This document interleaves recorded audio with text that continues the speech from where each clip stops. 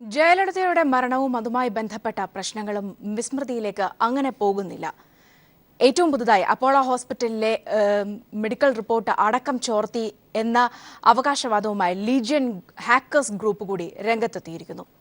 ഈ വിഷയവും ഒപ്പം തന്നെ തമിഴ്നാട് രാഷ്ട്രീയവുമായി ബന്ധപ്പെടുത്തിയാണ് ഇന്നത്തെ ചർച്ച. അപ്പോളോ ആശുപത്രിയുമായി ബന്ധപ്പെട്ട ജയലളിത ചികിത്സയിലിരുന്ന കാലത്ത് ഇനിയും പുറത്തു വരാനുള്ള എന്തോ വലിയ രഹസ്യങ്ങളുണ്ടോ? ഇന്നിപ്പോൾ ലീജിയൻ ഹാക്കേഴ്സ് ഗ്രൂപ്പ് അങ്ങനെ ചില കണ്ടെത്തിയിട്ടുണ്ട് എന്ന് പറയുമ്പോൾ അതിന്റെ വിശ്വാസ്യത എത്രത്തോളമാണ്? ഇത് തമിഴ്നാട് രാഷ്ട്രീയത്തിലെ ഇന്നത്തെയുള്ള പ്രസക്തി എന്താണ്? ഇതാണ് നമ്മൾ ഇന്ന് ചർച്ച ചെയ്യുന്നത്.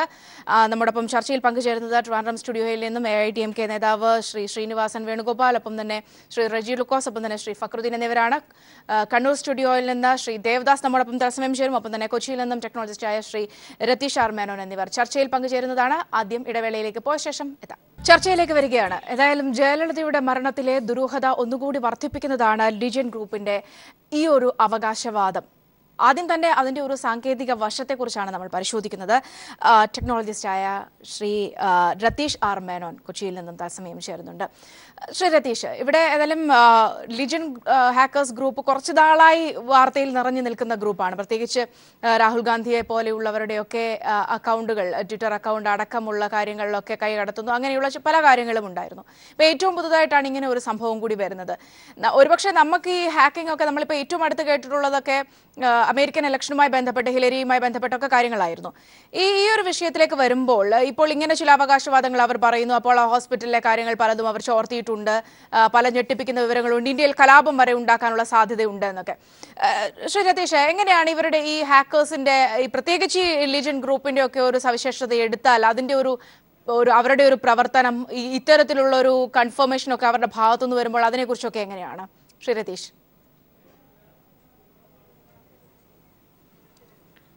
ഒരു ഹാക്കിംഗ് എന്ന് പറയുമ്പോൾ ഇപ്പോൾ ഒരു അനോണിമസ് ടീമാണ് എപ്പോഴും ഹാക്ക് ചെയ്യുന്നത്.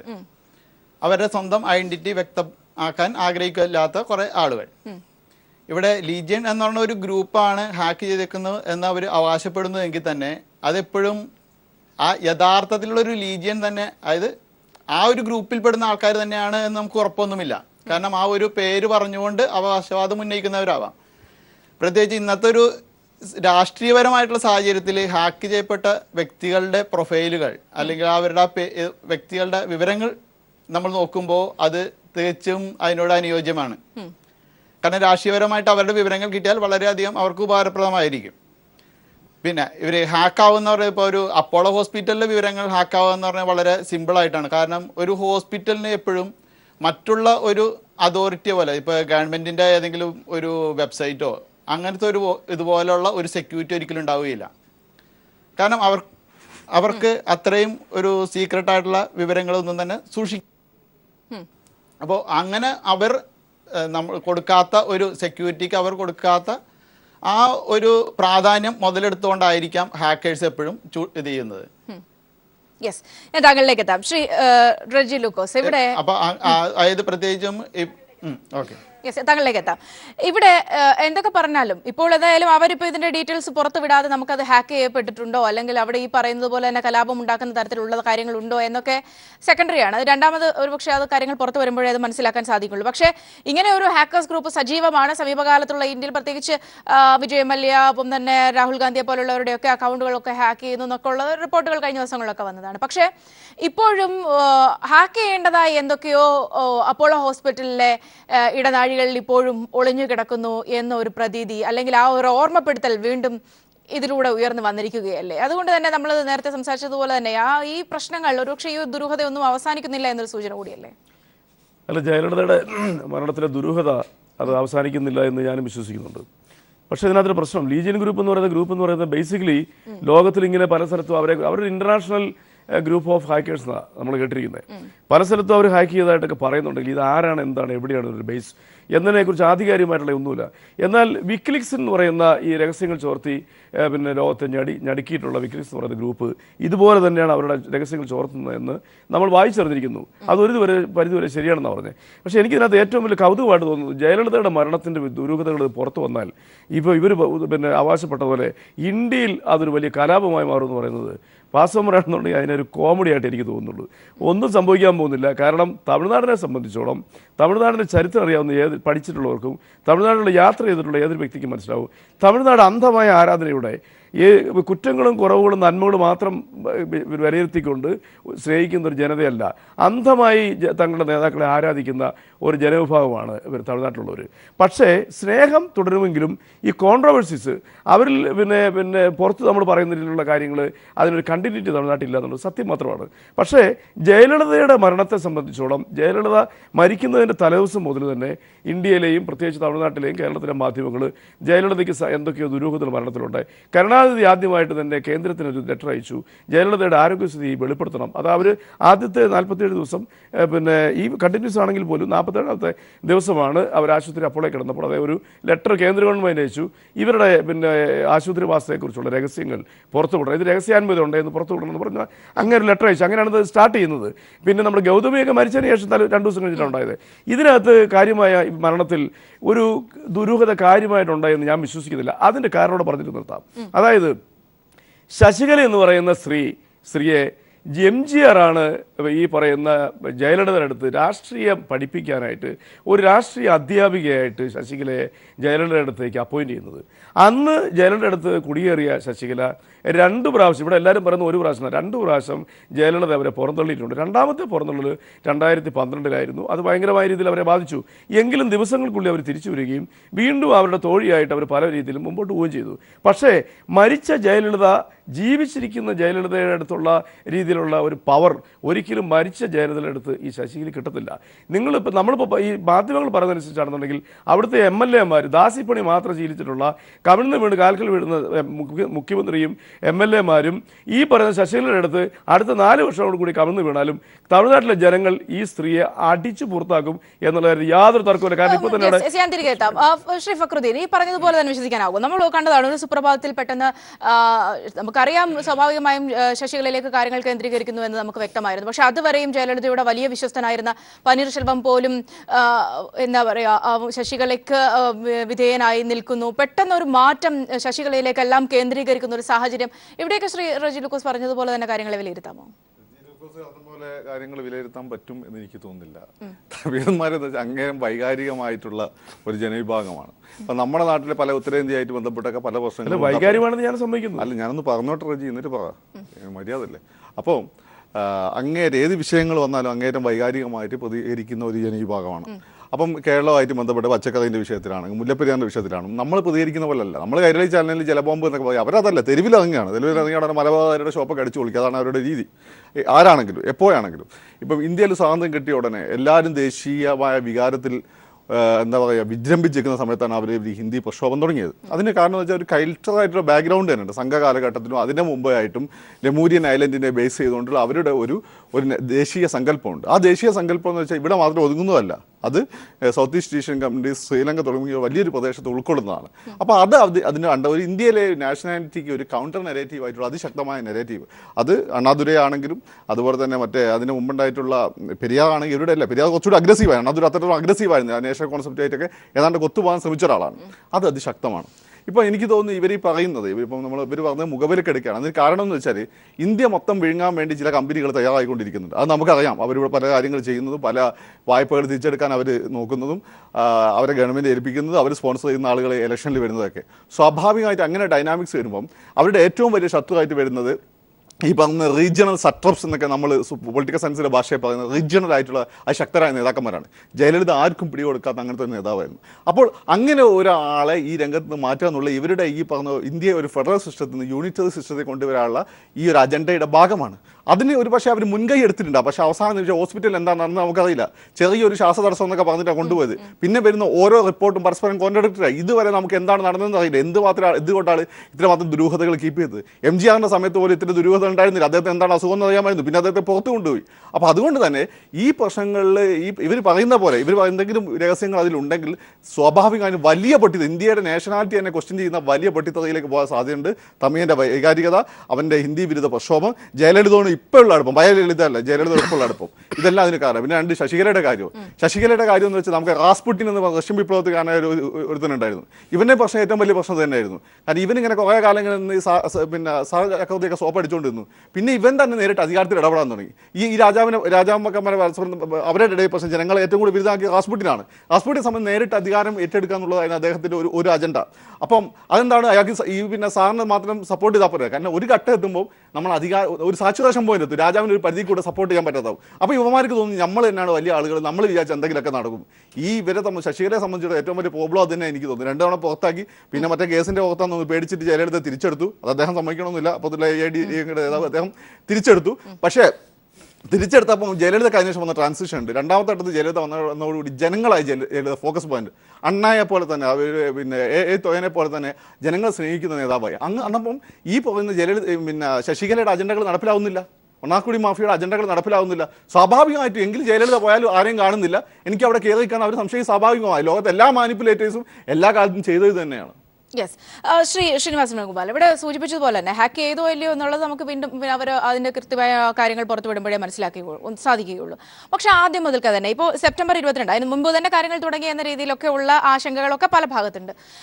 ഹോസ്പിറ്റൽ അഡ്മിറ്റ് ആയപ്പോൾ മുതൽക്കേ തന്നെ ഈ കാര്യത്തിലൊക്കെ ഒരു എന്തൊക്കെയോ കാര്യങ്ങൾ ഒളിപ്പിച്ചു വെക്കാൻ ഒരു ശ്രമം മനഃപൂർവ്വമായിട്ട് ADMKയുടെ ഭാഗത്തുനിന്ന് ഉണ്ടായിരുന്നു എന്ന തരത്തിലേക്ക് കാര്യങ്ങൾ പോകുന്നില്ല. അല്ലെങ്കിൽ ഇത്രയും ആരോപണങ്ങൾ വരുമ്പോൾ ഇന്നതായിരുന്നു കാര്യങ്ങൾ, ഇന്നതായിരുന്നു അസുഖങ്ങൾ എന്നുള്ള കാര്യങ്ങളൊക്കെ വിശദീകരിച്ചുകൊണ്ട് അല്ലെങ്കിൽ വ്യക്തമാക്കിക്കൊണ്ട് അങ്ങനെ ഒരു സ്റ്റാൻഡ് എടുക്കാതെ നിൽക്കുന്ന ADMKയുടെ ഇപ്പോഴത്തെ ഈ ഒരു സമീപനം സ്വാഭാവികമായും ഇങ്ങനെ കാര്യങ്ങൾ നിരീക്ഷിക്കുന്നവർക്ക് ഒരു സംശയം ഉളവാക്കില്ലേ? അല്ല, സ്വാഭാവികമായിട്ട് ഇങ്ങനെ ഒരു സംശയം ഉയർന്നു വരാം. പക്ഷേ DMKയെ സംബന്ധിച്ചിടത്തോളം അമ്മ മരിക്കുന്നതിന് മുമ്പ് വരെ തന്നെ അമ്മയാണ് അതിൻ്റെ അവസാന വാക്ക്. അപ്പോൾ ആ ഒരു രീതിയിലാണ് DMKയുടെ പ്രവർത്തനങ്ങൾ. സ്വാഭാവികമായിട്ടും അമ്മ സീരിയസ് ആയിട്ട് ഹോസ്പിറ്റലിൽ കിടക്കുമ്പോൾ അതിൻ്റെ മറ്റു കാര്യങ്ങൾ പുറത്തുവിടുക, ആ സമയം അമ്മ തമിഴ്നാടിൻ്റെ മുഖ്യമന്ത്രിയാണ്, അത് പുറത്തുവിടുക എന്ന് പറയുന്നത് അത് ഭരണത്തെയും അല്ലെങ്കിൽ തമിഴ്നാടിൻ്റെ മറ്റു കാര്യങ്ങളെയൊക്കെ തന്നെ സ്വാഭാവികമായിട്ട് ബാധിക്കൂ എന്നുള്ള ഒറ്റ കാരണം കൊണ്ട് തന്നെ ആയിരിക്കണം ഹോസ്പിറ്റലിലെ ഡീറ്റെയിൽസ് ഒന്നും പുറത്തു വരാത്തത്. അത് മാത്രമല്ല, ഹോസ്പിറ്റലിനെ സംബന്ധിച്ച് അവർക്കൊരു മെഡിക്കൽ എത്തിക്സ് ഉണ്ടാവും. സ്വാഭാവികമായിട്ടും പേഷ്യന്റും ഡോക്ടറും തമ്മിലുള്ള കാര്യങ്ങളാണ് അതെല്ലാം ഡീറ്റെയിൽസ് പറഞ്ഞു. പക്ഷേ ഹോസ്പിറ്റലിലെ CCTV ദൃശ്യങ്ങൾ അല്ലെങ്കിൽ CCTV പ്രവർത്തനരഹിതമാക്കിയിരുന്നു എന്ന തരത്തിലൊക്കെ ഒരുപാട് വാർത്തകൾ വരുന്നുണ്ട്. അത്തരത്തിലുള്ള കുറേ കാര്യങ്ങൾ ഇതിനകത്ത് നമുക്ക് വിശ്വസനീയമല്ലാത്ത കുറേ കാര്യങ്ങൾ കൂടി ചേർന്ന് വരുന്നു. അല്ല, ഈ ഹോസ്പിറ്റലിനകത്ത് നടന്ന കാര്യങ്ങളെ കുറിച്ചൊന്നും ഒരു അഭിപ്രായം പറയാൻ എന്നെ കൊണ്ട് കഴിയില്ല. കാരണം എനിക്കറിയില്ല അവിടെ എന്താ നടന്നു എന്നുള്ളത്. പിന്നെ DMKയെ സംബന്ധിച്ചിടത്തോളം ഒരു കാര്യം നമ്മൾ മനസ്സിലാക്കേണ്ടത്, കഴിഞ്ഞ ഒരു 50 വർഷക്കാലമായിട്ട് അവിടെ ഒരു തമിഴ് ദേശീയതയുടെ ഒരു വികാരമുണ്ട്. അതോടൊപ്പം തന്നെ MGRൻ്റെ കാലഘട്ടം 72 മുതൽ ഒരു പുരോഗമന ആശയം ഉൾക്കൊണ്ടുകൊണ്ട് ഈ 2 രീതി മിക്സ് ചെയ്തുകൊണ്ടുള്ള ഒരു രാഷ്ട്രീയ പ്രവർത്തനമാണ് തമിഴ്നാട്ടിൽ നിന്ന്. നമുക്കറിയാം, അദ്ദേഹം സൂചിപ്പിച്ച പോലെ ഈ ഹിന്ദി വികാരം അതൊക്കെ അവിടെ ഉണ്ട്. പക്ഷേ ഇപ്പോൾ ഈ അമ്മയുടെ മരണത്തിന് ശേഷം പല ദേശീയ പാർട്ടികളും തമിഴ്നാട്ടിൽ അധികാരത്തിൽ വരാനുള്ള ശ്രമങ്ങൾ നടത്തുന്നുണ്ട്. അതൊന്നും വിജയിക്കുമെന്ന് എനിക്ക് തോന്നുന്നില്ല. കാരണം DMKക്ക് ഏതാണ്ട് ഒരു 37% വോട്ട് ഓൾറെഡി ഉണ്ട്. കൂടാതെ തന്നെ ഏതാണ്ട് 2.5 കോടി അംഗങ്ങളുള്ളൊരു പാർട്ടിയാണ്. നമുക്കറിയാം, CPM പശ്ചിമ ബംഗാളിലും കേരളത്തിലുമാണ് ശക്തമാണെന്ന് നമ്മൾ ധരിക്കുന്നതോടൊപ്പം തന്നെ ഒരു കാര്യം കൂടെ മനസ്സിലാക്കാറുണ്ട്. CPMൻ്റെ CA2 ഉൾപ്പെടെയുള്ള ഏറ്റവും കൂടുതൽ അംഗങ്ങളുള്ള ഒരു സംസ്ഥാനം കൂടിയാണ് തമിഴ്നാട്. അതും കൂടെ നമ്മൾ മനസ്സിലാക്കണം. എന്നിട്ട് അവർക്ക് പോലും നമ്മളെ ബീറ്റ് ചെയ്യാനോ അല്ലെങ്കിൽ അധികാരത്തിൽ ഒരു MLA ഉണ്ടാക്കാൻ പോലും ഒരു അലയൻസ് ഇല്ലാതെ കഴിയുന്നില്ല. അങ്ങനെ ഒരു തമിഴ് ദേശീയതയുടെ ഭാഗമാണ് തമിഴ്നാട്. അതുകൊണ്ട് DMK ആർക്കും അതിനെ സ്പ്ലിറ്റ് ചെയ്യിക്കാനോ അല്ലെങ്കിൽ എന്തെങ്കിലും ഈ അമ്മയുടെ മരണവുമായി ബന്ധപ്പെട്ട് ഒരുപാട് കാര്യങ്ങൾ പുറത്തു. അദ്ദേഹം പറഞ്ഞതുപോലെ ഇതിൻ്റെ ടെക്നിക്കൽ സൈഡൊന്നും എനിക്ക് അറിയത്തില്ല, ഹാക്ക് ചെയ്തതിൻ്റെ ടെക്നിക്കൽ സൈഡൊന്നും അതിനെക്കുറിച്ച് എനിക്ക് പറയാൻ അറിയത്തില്ല. പക്ഷേ ഒരു കാര്യം എനിക്ക് ഉറപ്പുണ്ട്, DMKയുടെ MLA മാരും MP മാരും എല്ലാം ഒന്നിച്ച് നിന്നുകൊണ്ട് ആ പാർട്ടിയെ മുമ്പോട്ട് കൊണ്ടുപോകും. കാരണം 72-ന് ശേഷം MGRൻ്റെ മരണത്തിന് ശേഷവും ഇതുപോലെയുള്ള ഒരുപാട് പ്രതിസന്ധികൾ നേരിട്ട ഒരു പാർട്ടിയാണ് DMK. പക്ഷേ DMKയെ സംബന്ധിച്ചിടത്തോളം ഒരുപാട് അനുഭവങ്ങളുള്ള 2 പ്രാവശ്യം മുഖ്യമന്ത്രി ആയിരുന്നിട്ടുള്ള ഒരു അനുഭവം പന്നീർശെൽവത്തിനുണ്ട്. അതോടൊപ്പം തന്നെ തമ്പിദുരയെ പോലെ സീനിയർ നേതാക്കന്മാരുണ്ട്. ചെങ്കോട്ടിയൻ MGRൻ്റെ കാലം മുതലേ MLA, ഇതുവരെയും തോക്കാട്ട ചെങ്കോട്ടിയൻ MLA ഞങ്ങളോടൊപ്പം ഉണ്ട്. അങ്ങനെ ഒരുപാട് അനുഭവമുള്ള നേതാക്കന്മാരുള്ള ഒരു പാർട്ടിയാണ്. ആ പാർട്ടി ആർക്കും ഒന്നും ചെയ്യാൻ കഴിയില്ല എന്നുള്ള വിശ്വാസക്കാരാണ്. ഞാൻ തിരികെ എത്താം. ശ്രീ ദേവദാസ്, ഒരു പക്ഷേ ദേശീയ രാഷ്ട്രീയം ഇന്ന് ചർച്ച ചെയ്യുന്ന ഒരു മേഖലയിൽ ഏറ്റവും സുപ്രധാനമായ ഒരു മേഖലയാണ് തമിഴ്നാട്, പ്രത്യേകിച്ച് ജയലളിത പൊളിറ്റിക്സ് അല്ലെങ്കിൽ ADMK പൊളിറ്റിക്സ് ഒക്കെ. അതുകൊണ്ട് മാത്രമാകുമോ ഇപ്പോൾ ഈ ഹാക്കേഴ്സ് എങ്ങനെ ഒരു ലക്ഷ്യമിട്ട് ഈ അപ്പോളോ വിഷയം ഇപ്പോൾ ഉയർത്തിക്കൊണ്ടുവരുന്നത്? അങ്ങനെ മാത്രമായി കാണാൻ സാധിക്കുമോ ശ്രീ ദേവദാസ്? ഇത് സൗമ്യ എന്താ പറയുക, ഈ king is dead long leave the king എന്ന് പറയുന്ന പോലത്തെ ഒരു സംഗതിയായത്. ഇവിടെ ഇതൊന്നുമില്ല. എന്താ കാര്യം എന്ന് പറഞ്ഞാൽ ഹാക്കേഴ്സിനെ പറഞ്ഞിട്ടൊന്നും കാര്യമില്ല. എന്താ പറയുക, ഒരു 80 ദിവസം മുമ്പേ ഒരു ചീഫ് മിനിസ്റ്റർ ഒരു ഹോസ്പിറ്റലായിട്ട്, ഇപ്പോൾ അതിൻ്റെ മെമ്പർ പറഞ്ഞ പോലെയൊന്നുമല്ല. എന്താ പറയുക, സാധാരണ അമിതാഭ് ബച്ചൻ പണ്ട് നിങ്ങൾക്ക് ഓർമ്മയുണ്ട്, പണ്ട് ഹോസ്പിറ്റലായപ്പോൾ 2 മണിക്കൂർ വീതം വെച്ച് നാഷണൽ റേഡിയോയിലാണ് ബുള്ളറ്റിൻ അമിതാഭ് ബച്ചനെ പറ്റിയിട്ട്. ഇതൊരു ചീഫ് മിനിസ്റ്റർ ഇത്രയും വൈകാരികമായിട്ട് പ്രതികരിക്കുന്ന ഒരു തമിഴ്നാട്ടിനെ അറിയിക്കേണ്ട ചുമതല അവിടുത്തെ ഗവൺമെൻറ്റാണ്. ഒന്നും അറിയിച്ചില്ല. എന്നിട്ട് ഇതൊന്നുമല്ല, ശശികല പുഷ്പ ADMKൻ്റെ MP ആണ്, രാജ്യസഭ മെമ്പറാക്കി ഹൈക്കോടതിയിൽ പോയത്. സംശയമുണ്ട്, ഇവർ ഹോസ്പിറ്റലാക്കിയതിൽ സംശയമുണ്ട്. 2ാമത്തെ ദിവസം ഹൈക്കോടതി, മദ്രാസ് ഹൈക്കോടതിയിൽ പോയത്. എന്നിട്ട് അത് തള്ളിയതാണ്. ഇപ്പം അതെല്ലാം ശരിവെക്കുന്നതല്ലേ. ഇതിലെന്ന് പറഞ്ഞാൽ എല്ലാം ഉണ്ട്. ഇതിൽ സെക്സ് ഉണ്ട്, കള്ള് മാത്രം ഇവിടെ കാണുന്നില്ല, മറ്റേ വേറെ എല്ലാ പവർ ഉണ്ട്. അതിനെയെല്ലാം ബബ് ഓഫ് ചെയ്യാനുള്ള പരിപാടിയുണ്ട്. അതുകൊണ്ടാണ് ഇതൊന്നുമല്ല, 113 കോടി മാത്രമേ ജയലളിത തെരഞ്ഞെടുപ്പ് കമ്മീഷനിൽ റിവീൽ ചെയ്തിട്ടുള്ളൂ. 20,000 തൊട്ട് 25,000 കോടി വരെയുള്ള സ്വത്തുക്കൾ ഉണ്ട്. അതാണ് കഴിഞ്ഞ ആഴ്ച പീപ്പിൾ TV ചർച്ച ചെയ്യുമ്പോൾ ജീമോൻ ജേക്കബ് പറഞ്ഞപ്പോൾ ഞാനത് പറഞ്ഞതിന്, ഈ ആഴ്ച ശശികല എവിടെ എത്തുന്നത് നോക്കിയിട്ട് വേണം ഇതിൻ്റെ ട്രെയിൽ ഓഫ് മർഡറിൻ്റെ നോക്കാൻ വേണ്ടിയിട്ട്. ഇവിടെ പവർ നോക്കുമ്പോൾ ശശികല 4ാമത്തെ ദിവസം ഇതാ കാലിൽ വീഴുന്ന ശശികലൻ്റെ ഏത് മുരുട കഴുകിയതാ. വീട്ടിൽ പണിക്കാരത്തിയായിട്ട് നിന്നവള് പ്രധാനമന്ത്രി ഓരോ ഭാര്യേൻ്റെ തല ഇങ്ങനെ പിടിച്ചിട്ടില്ല. വന്നിട്ട് ഒരു ചീഫ് മിനിസ്റ്റർ തലേന്ന് സത്യപ്രതിജ്ഞ ചെയ്ത ചീഫ് മിനിസ്റ്റർ താഴെ നിൽക്കുമ്പം പോയിട്ട് പിടിച്ചത് വീട്ടിലെ പണിക്കാരത്തിനെ പിടിച്ച പ്രധാനമന്ത്രി. അപ്പോൾ ഇതിലെല്ലാം ഒരു കീ എലമെൻറ്റ്സ് ഉണ്ട്. പിന്നെ ഈ ഹാക്ക് ചെയ്തവരെന്ന് പറഞ്ഞാൽ ഈ 80 ഡേയ്സ് ആയിട്ട് ഇവരെ വകയുള്ള ഈ മുമ്പേ കമ്പ്യൂട്ടർ എക്സ്പേർട്ട് പറഞ്ഞു തന്നെ ശരി, അവിടെ അത്ര വലിയ സെക്യൂരിറ്റി ഒന്നും ഹോസ്പിറ്റലിൽ ഉണ്ടാവില്ല. അപ്പോൾ അതിൻ്റെ മുകളിൽ ഓർ ഫോക്കസ് ചെയ്തു, ഓർക്ക് റിവീലിംഗ് ഡീറ്റെയിൽസ് കിട്ടി. അതല്ലേ മരിച്ചിട്ട്. ഇത് ഞാൻ വിചാരിച്ചു സുനന്ദ പുഷ്കറെ മേർഡറാ, ഡയൽ M4 മേർഡർ. അതിലും ബ്യൂട്ടിഫുൾ ആയിട്ടുള്ള മേർഡറാണ് ഇപ്പം കാണുന്നത്. അതിലും ഭയങ്കരം, അതിക്കും മേലെ എന്ന് പറയുന്ന പോലത്തെ മേർഡർ. ഇത് എവിടെയാണ്? അതിന് ഈ BJP ഇതൊന്നുമല്ല. ഈ നിങ്ങൾ നോക്ക്, ഒരാഴ്ച കഴിഞ്ഞപ്പോഴാണ് പോയ്സ് ഗാർഡൻ ആയിരിക്കാണ് ശശികലേൻ്റെ പേരിൽ ബില്ല്, മറ്റേത് ഏട്ടൻ്റെ മോൻ്റെ മന്നാർഗുഡി മാഫിയൻ്റെ പേരിലാണ് എല്ലാ ബിൽസും ഉള്ളത്. അതെങ്ങനെയാ? അത് ആര് ചുണ്ടൊപ്പിട്ട്? ഒരു ഷീല ഭാസ്കരൻ എന്ന് പറഞ്ഞ, ഷീല ബാലകൃഷ്ണൻ എന്ന് പറഞ്ഞ IAS ഉപയോഗപ്പെടുത്തിയിട്ട് ഇവർ ചെയ്ത ഒരു ബ്യൂട്ടിഫുൾ, ഒരു സിനിമക്കും മേലെയുള്ള സിനിമയായിട്ട് ഒരു റിയൽ ലൈഫ് ത്രില്ലർ കൊണ്ടുവന്നിരിക്കുന്നു ഞങ്ങളെ അപ്പം ഇനി ഇതിലുള്ള പൊളിറ്റിക്സ് അല്ല. അവരെ ഒരാഴ്ച ഒരു കൊല്ലായിട്ട് ഓരോ പപ്പറ്റ് പോലെയാണ്. ഒരു ശരിക്കും ഒരു പപ്പറ്റ്, ഓരോ നടക്കാൻ പോലും വയ്യ. കലാമിൻ്റെ ശവസംസ്കാരത്തിൽ പോലും പങ്കെടുത്തില്ല. അങ്ങനെ നിന്ന ജയലളിതയെ ഇവർ ആരോ അതിൽ കൃത്യമായിട്ടുള്ള സ്റ്റോറി ലൈൻ തയ്യാറാക്കിയിരിക്കുന്നു. ഇനി ഇവർ വാഷിങ്ടൺ പോസ്റ്റിൽ അത് പുറത്ത് വിടുവന്നെ വേണം. അത് കലാപം ഇന്ത്യയിലോ തമിഴ്നാട്ടിലോ ഒന്നും അല്ല ഞങ്ങൾക്ക് നോക്കണ്ടേ. ഇവിടെ ഒരു ചീഫ് മിനിസ്റ്റർ ബംപ് ഓഫ് ചെയ്തിരിക്കുന്നു. ചീഫ് മിനിസ്റ്റർ ബംപ് ഓഫ് ചെയ്തിട്ട് രാത്രി അവരെ പിടിച്ചിട്ട് വേറെ ഒരാളെ സത്യപ്രതിജ്ഞ ചെയ്തിരിക്കുന്നു, ഒരു പപ്പറ്റ്ന. ഇനി ഈ ശശികല എങ്ങനെ വരുന്നു? തോഴിയല്ലേ, തോഴീനെ പുറത്താക്കിയപ്പോൾ ടാൻസി ലാൻഡ് സ്കാമിൽ ഉള്ളതുകൊണ്ട് ഇവള് മറ്റേ ഇതിനെതിരെ പറഞ്ഞാൽ ഉള്ളിലാവും. 100 കോടിൻ്റെ ഒരു പെണ്ണുങ്ങളായ ജയലളിത തന്നെയാണ് ഭാരത് രത്നക്ക്. എന്നാൽ പിന്നെ വീരപ്പന് കൊടുക്ക്. ധ്യാൻചന്ദിന് പോലും ഭാരത് രത്ന കൊടുക്കാത്തടുത്ത് ഇവിടെ തിയേറ്റർ ഓഫ് അബ്സർഡിറ്റിയാണ് ഇവിടെ എല്ലാം നടക്കുന്നത്. ലീജിയൻ ഗ്രൂപ്പ്, ഹാക്കേഴ്സ് ഗ്രൂപ്പ് ഇങ്ങനെ ഒരു അവകാശവാദം ഉന്നയിക്കുമ്പോൾ അങ്ങനെ ഒരു കാര്യമുണ്ടോ എന്നതിനപ്പുറത്തേക്ക് ഈ വിഷയം ചർച്ച ചെയ്യപ്പെടുന്നത് ഇവിടെ ചില ദുരൂഹതകൾ ഇപ്പോഴും അവശേഷിക്കുന്നു എന്നതിന്റെ സൂചന തന്നെയാണ്. വളരെ വേഗം ചർച്ചയിലേക്ക് എത്താം. ഒരു ഇടവേളയിലേക്ക് ചർച്ചയിലേക്ക് വരികയാണ്. ശ്രീ രതീഷിലേക്ക് തന്നെ വരികയാണ്. ശ്രീ രതീഷ്, ഇവിടെ നേരത്തെ സൂചിപ്പിച്ചതുപോലെ ഇപ്പൊ വിക്കിലീക്സ് പോലെ പെട്ടെന്ന് ഒരു ദിവസം കുറെ തെളിവുകൾ പുറത്തു വരുന്നു, അത് ഇങ്ങനെ ലോകം ചർച്ച ചെയ്യുന്നു, അങ്ങനെയാണ് നമ്മൾ കണ്ടിട്ടുള്ളത്. ഏതായാലും നമുക്ക് വലിയ സുപരിചിതമല്ല ഈ ഹാക്കർമാരുടെ രീതി എന്നതുകൊണ്ടുകൂടി, പ്രത്യേകിച്ച് ഈ ലീജിയൻ ഹാക്കേഴ്സ് ഗ്രൂപ്പിന്റെ ഒക്കെ ഒരു ശൈലി എടുത്താൽ, അല്ലെങ്കിൽ പൊതുവിൽ ഹാക്കർമാരുടെ ഒരു ശൈലി എടുത്താൽ ഈ പറയുന്നത് പോലെ ഇത്തരത്തിലുള്ള ഒരു ഭീഷണിപ്പെടുത്തലാണോ, അതിനും അപ്പുറത്തേക്ക് കാര്യങ്ങൾ പുറത്തു കൊണ്ടുവന്ന് തങ്ങളുടെ ഒരു ക്രെഡിബിലിറ്റി ഒന്നുകൂടി വർദ്ധിപ്പിക്കാനുള്ള ഒരു ശ്രമമായിരിക്കുമോ നടത്തുക?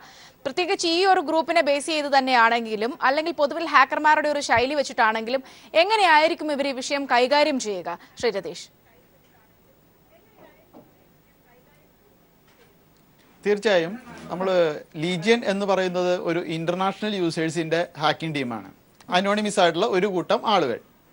അവർക്ക് ഇന്ത്യയിൽ ഒരു കലാപം ഉണ്ടാക്കുന്ന ഒരു വിഷയം കിട്ടിയാൽ തന്നെ അത് ഹൈഡ് ചെയ്തു വെക്കേണ്ട ഒരു ആവശ്യമില്ല. കാരണം അവർ രാവിലെ തൊട്ട് നമുക്ക് ന്യൂസ് വരുന്നുണ്ട്, അവരത് ഉടൻ പുറത്ത് ഇറക്കും, ഇന്ത്യയിൽ കലാപം നടക്കും എന്നൊക്കെ.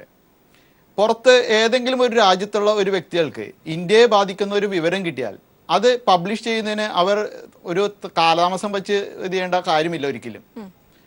അപ്പോൾ ശരിക്കും പറഞ്ഞാൽ അത് മാത്രമല്ല, ഒരു ഹാക്കേഴ്സ് ടീം എന്ന് പറഞ്ഞു കഴിഞ്ഞാൽ അവർക്ക് പെട്ടെന്ന് പബ്ലിസിറ്റി കിട്ടുന്ന ഏതൊരു കാര്യവും അത് കിട്ടിയാൽ ഉടനെ പബ്ലിഷാക്കി കൂടുതൽ അവരുടെ ശ്രദ്ധ, അത് മാധ്യമങ്ങളുടെ ശ്രദ്ധ കൂടുതലും അവരിലേക്ക് വരിക, അതിൽ കൂടി അവർക്ക് ആ കൂടുതൽ പോപ്പുലാരിറ്റി കിട്ടുക എന്നാണ് അവരുടെ ഉദ്ദേശം. പക്ഷെ ഇവിടെ ആ ഗ്രൂപ്പ് ഇതുവരെയും അങ്ങനെ ഒരു വിവരം നൽകിയിട്ടില്ല. അപ്പൊ സ്വാഭാവികമായിട്ടും കിട്ടും എന്ന് പറഞ്ഞാൽ അവർക്കൊരു, അല്ലെങ്കിൽ അവരത് കൊടുക്കും, കലാപം സൃഷ്ടിക്കുന്ന ഒരു വിവരം ഞങ്ങളുടെ കയ്യിൽ ഉണ്ട് എന്ന് പറഞ്ഞ് ഇപ്പൊ സാധാരണ രാഷ്ട്രീയക്കാർ പറയുന്ന പോലെ തന്നെയുള്ള ഒരു ശൈലി തന്നെ ആവാനാണ് അതിൽ സാധ്യത.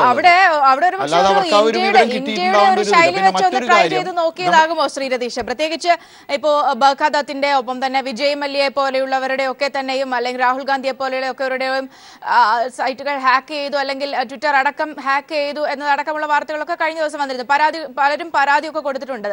അതുകൊണ്ട് ഇന്ത്യയുടെ ഒരു തന്ത്രം അല്ലെങ്കിൽ ഇന്ത്യയുടെ ഒരു ശൈലിയിൽ ഒരു പക്ഷേ അവർ ഇത് ഹാൻഡിൽ ചെയ്തതാവാനുള്ള സാധ്യത എന്തെങ്കിലും തരത്തിലുണ്ടോ?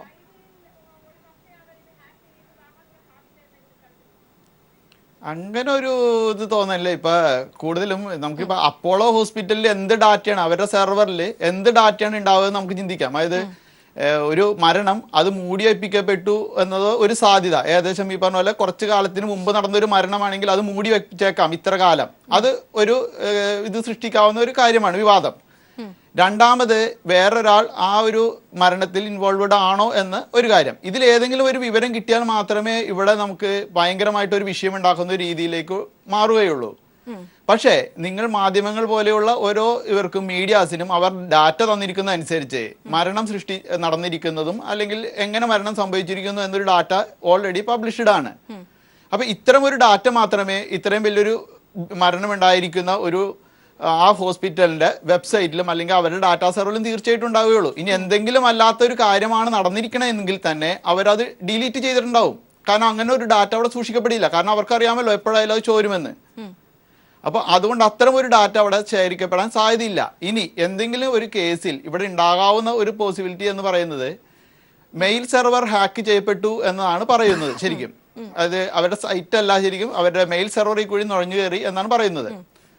ഇവിടെ ഈ ഡോക്ടേഴ്സ് സാധാരണയായിട്ട് ഒരു ഡോക്ടർ ഇവിടെയും ഉണ്ടായിട്ടുണ്ടായത്, ഇവിടെയും ഡോക്ടർമാർ വിദേശത്തുള്ള കുറേ ഡോക്ടർമാരുമായിട്ട് ഇവരുടെ രോഗവിവരങ്ങളും മറ്റു വിവരങ്ങളും പരസ്പരം ഒരു സംഭാഷണത്തിൽ ഏർപ്പെട്ടിട്ടുണ്ട്. അത് സ്വാഭാവികമായിട്ടും മെയിലിൽ കൂടി ആയിരിക്കും ഡാറ്റകൾ ഷെയർ ചെയ്യപ്പെട്ടിരിക്കുന്നത്. ഇനി അങ്ങനെ എന്തെങ്കിലും ഒരു വിവാദപരമായ എന്തെങ്കിലും ഒരു വിഷയം ഉണ്ടാക്കുന്ന രീതിയിൽ, അതായത് വേറൊരാൾ അതിൽ ഇൻവോൾവഡ് ആണ് ആ മരണത്തിലോ അല്ലെങ്കിൽ അതിന് പിന്നിലോ എന്തെങ്കിലും ഉണ്ട് എന്നുള്ള രീതിയിൽ ഒരു വിവരം ആ ഡോക്ടർമാരുമായിട്ട് അവർ പങ്കുവച്ചിട്ടുണ്ട് എങ്കിൽ മാത്രമേ ഈ ഒരു വിവരം വന്നാൽ ഇവിടെ കലാപം സൃഷ്ടിക്കപ്പെടാൻ മാത്രമുള്ള ഒരു ഇതുള്ളൂ. അല്ലാതെ മറ്റൊരു സാധ്യത ഇവിടെ കാണുന്നില്ല. പക്ഷേ അങ്ങനെ ഉണ്ടെങ്കിൽ തന്നെ ഈ പറഞ്ഞ പോലെ ഒരു ഇന്റർനാഷണൽ അനോണിമസ് ഗ്രൂപ്പിന്, കാരണം ഇപ്പൊ വിക്കിലീക്സ് ആയാലും അവര് ഏറ്റവും വലിയ വിവരങ്ങൾ അപ്പോൾ അവർ പുറത്തുവിട്ടിരുന്നു, കാരണം അവർക്ക് കൂടുതൽ പബ്ലിസിറ്റി കിട്ടുന്നതിന്. പക്ഷെ ഇവർ ഇതുവരെയും അങ്ങനെ ഒരു കാര്യം ചെയ്തിട്ടില്ല. അപ്പൊ വെറുതെ ഒരു പേടിപ്പിക്കലാവാൻ അല്ലെങ്കിൽ മാധ്യമങ്ങളുടെ ഇടയിൽ ഒരു ശ്രദ്ധ നേടാൻ വേണ്ടി മാത്രം ചെയ്തതാവാനാണ് സാധ്യത. കാരണം ഇപ്പം നേരത്തെ മുൻപ് അവർ ഇപ്പം സ്വാഭാവികമായിട്ട് നമ്മളെല്ലാവരും അങ്ങനെയാണല്ലോ, എന്തെങ്കിലും ഒരു കാര്യം നടന്നു നമ്മളിലേക്ക് ശ്രദ്ധ വരുമ്പോൾ കൂടുതൽ ശ്രദ്ധ നേടാൻ നമ്മൾ അടുത്തൊരു ഇത് ചെയ്യും. അതുപോലെ തന്നെ ഇപ്പം രാഹുൽ ഗാന്ധിയുടെ അല്ലെങ്കിൽ മറ്റുള്ളവരുടെയൊക്കെ അക്കൗണ്ട് ഹാക്ക് ചെയ്തപ്പോൾ അവർക്ക് ആ കിട്ടുന്ന പബ്ലിസിറ്റി നിലനിർത്താൻ വേണ്ടിയിട്ട് അടുത്തൊരു കാര്യം കൂടി എടുത്ത് പുറത്തിട്ടതായിട്ട് മാത്രമേ എനിക്ക് തോന്നുന്നുള്ളൂ ശരിക്കും. അവരുടെ ചില ഇന്റർവ്യൂവിൽ ചില കാര്യങ്ങൾ കൂടി ആഡ് ചെയ്തതായി കണ്ടു, ബാങ്കിങ് മേഖലയുമായി ബന്ധപ്പെട്ടൊക്കെ. ഏതായാലും അതിലേക്ക് ഞാൻ വളരെ വേഗം എത്താം താങ്കളിലേക്ക്. ശ്രീ റെജി ലൂക്കോസ്, നേരത്തെ സൂചിപ്പിച്ചതുപോലെ തന്നെ ഒരു സുപ്രധാനമായ ഒരു വിഷയം നമ്മൾ വിട്ടുകളയാനാവില്ല. നേരത്തെ പറഞ്ഞു ഇന്ത്യയിൽ തന്നെ ഒരു കലാപം ഉണ്ടാക്കും എന്നൊക്കെ അവർ പറയുന്നു എന്നതിനപ്പുറത്തേക്കുള്ള ചില ദേശീയ രാഷ്ട്രീയത്തിലെ താല്പര്യങ്ങൾ നമ്മൾ അതിന് മുമ്പ് തന്നെ ചർച്ച ചെയ്തിട്ടുള്ളതാണ്. അതുകൊണ്ട് തന്നെ ഇവിടെ നേരത്തെ സൂചിപ്പിച്ചതുപോലെ തന്നെ പനീർശെൽവമാണ് അവിടെ മുഖ്യമന്ത്രിയായി നിൽക്കുന്നത്. ജയലളിത തൻ്റെ തൊട്ടുപിന്നിൽ എന്ന് പറയുന്നത് മറ്റു കാര്യം. അങ്ങനെ പോലും കണ്ടിരുന്നത് അവിടെയെങ്ങും ശശികലയില്ല, ശ്രീ പനീർശെൽവത്തിനെയാണ് കണ്ടിട്ടുള്ളത്. പക്ഷെ അപ്പോഴും നരേന്ദ്രമോദി വന്ന് ശശികലയാണ് കണ്ടത്. ഇങ്ങനെ ചില കാര്യങ്ങളൊക്കെ ഒരുപക്ഷെ നമുക്ക് കൂട്ടിച്ചേർത്തൊക്കെ വായിക്കുമ്പോൾ എന്തൊക്കെയോ ചില പൊരുത്തക്കേടുകളില്ലേ? തീർച്ചയായിട്ടും. അതായത് നമ്മുടെ ജയലളിത യഥാർത്ഥത്തിൽ ഹൃദയസ്തംഭനം അവർക്കുണ്ടായെന്ന് ഹോസ്പിറ്റലിൽ അവർ ന്യൂസ് വെളിയിൽ വിട്ടപ്പോൾ ആ സമയം തന്നെ അവർ യഥാർത്ഥത്തിൽ മരിച്ചതാണ്, അവർ സത്യ. ഈ 2 ദിവസത്തിനിടയ്ക്ക് ഡൽഹിയിൽ നിന്നും ചില ഓപ്പറേഷൻസ് ഉണ്ടായിട്ടുണ്ട്. അവരത് കരുവാക്കിയിരിക്കുന്നത് ശശികലയാണ്. അതിന് കാരണം ഈ പന്നീർശെൽവം എന്ന് പറയുന്ന ഒരു ഭോഷ്കനാണെന്നുള്ളവരും ഈ രാജ്യം മുഴുവൻ തെളിഞ്ഞു കഴിഞ്ഞാൽ 2 തവണ അദ്ദേഹം സബ്സ്റ്റിറ്റ്യൂട്ടായിട്ട് മുഖ്യമന്ത്രി ആയപ്പോഴത്തേക്കും ഈ ലോകം അറയ്ക്കുന്ന ഒരടിമയാണെന്ന് അദ്ദേഹത്തിൻ്റെ പ്രവർത്തിയിലൂടെ തന്നെ തെളിയിച്ചു കഴിഞ്ഞ കാര്യമാണ്. അപ്പോൾ ഈ ശശികലനെ കൈകാര്യം ചെയ്തു കഴിഞ്ഞാൽ BJPക്ക് അതിലൂടെ രാഷ്ട്രീയ നേട്ടം ഉണ്ടാക്കാനുള്ള ശ്രമം അവിടെ പച്ച വെളിച്ചം പോലെ നടന്നാൽ യാതൊരു സംശയമില്ല.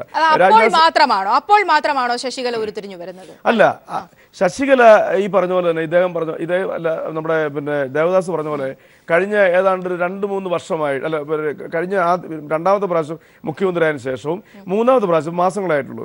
ശശികലയുടെ അപ്രമാദിത്വം വളരെ കൂടുതലാണ്. അവർ രോഗിയായിരുന്നു. അവരുടെ ഒരു വിരൽ മുറിച്ചതാണ് ഡയബറ്റിക് ആയതിനു ശേഷം. അവർ 41ാമത്തെ വയസ്സിൽ അവർ ഡയബറ്റിക് ആയതാണ്. അവരുടെ ഇതിന് കാരണം ജപ്പാനിൽ നിന്നും UK-യിൽ നിന്നും എയിംസിൽ നിന്നും ഡോക്ടേഴ്സ് അവരെ നേരിട്ട് വന്ന് പരിശോധിച്ചതാണ്. അങ്ങനെയുള്ള ഈ പ്രശസ്തരായ ഡോക്ടറെയൊക്കെ മൂടി വെച്ചുകൊണ്ട് അപ്പോളോ പോലൊരു ഹോസ്പിറ്റലിനകത്ത് ദുരൂഹമായ രീതിയിൽ അവർ മരിച്ചു എന്ന് പറഞ്ഞാൽ നമുക്ക് ഈ ആധുനിക ലോകത്തിൽ അത് വിശ്വസിക്കാൻ ബുദ്ധിമുട്ടാണ്. ഇവിടെ ഇപ്പോൾ തമിഴ്നാട്ടിൽ സംഭവിക്കാൻ നമ്മൾ പറയാം. തമിഴ്നാട്ടിൽ സ്റ്റാലിൻ എന്ന് പറയുന്ന രാഷ്ട്രീയ നേതാവ് അവിടെ എമർജ് ചെയ്തു വരും. തമിഴ്നാട് എന്നും വികസനത്തിൽ മുമ്പോട്ട് പോയിരിക്കുന്നത് DMK ഭരിക്കുമ്പോഴാണ്. അവിടുത്തെ IT സെക്ടർ വളർന്നത്, അവിടുത്തെ നമ്മുടെ വാഹന നിർമ്മാണ മേഖലകളിൽ അത്ഭുതകരമായിട്ടുള്ള വളർച്ച നേടിയത്, അവിടുത്തെ റോഡുകൾ അന്താരാഷ്ട്ര നിലവാരത്തിനേക്കാൾ ഉയർന്ന രീതിയിൽ അവർ പണിത് ഈ DMK ഭരിച്ചുകൊണ്ടിരുന്നപ്പോഴാണ്. അതിൻ്റെ തുടർച്ചയായിട്ട് എന്തെങ്കിലുമൊക്കെ ചെയ്തേ ജയലളിത.